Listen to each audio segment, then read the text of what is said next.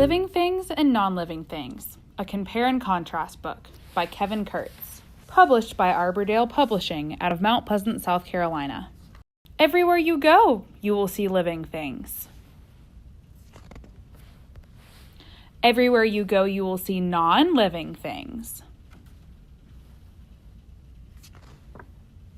Living things, non-living things. How are they different from each other? Are living things the only things that move? Not necessarily. Some non-living things move.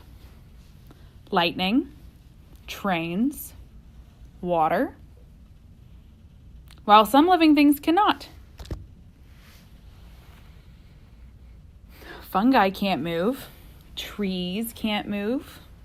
Coral can't move. Are living things the only things that grow and change?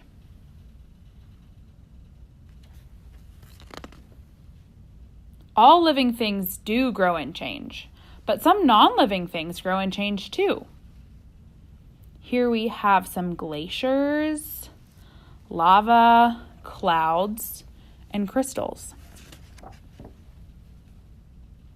Are living things the only things that reproduce? Do only living things make babies, or seeds, or copies of themselves? Some non-living things can also make copies of themselves. And although almost all living things can reproduce, some living things like mules and male ligers cannot.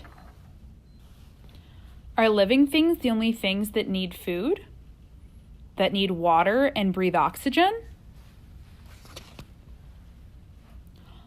All living things do need energy, nutrients, and water to exist.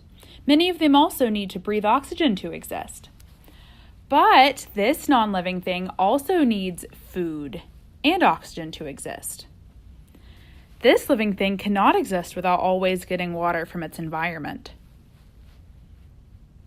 And some living things, like these microbes, are poisoned by oxygen. They breathe other things like sulfur and even iron. So, how are living things different from non-living things? Not even scientists have a perfect answer. But if something does all these things, then it's probably a living thing.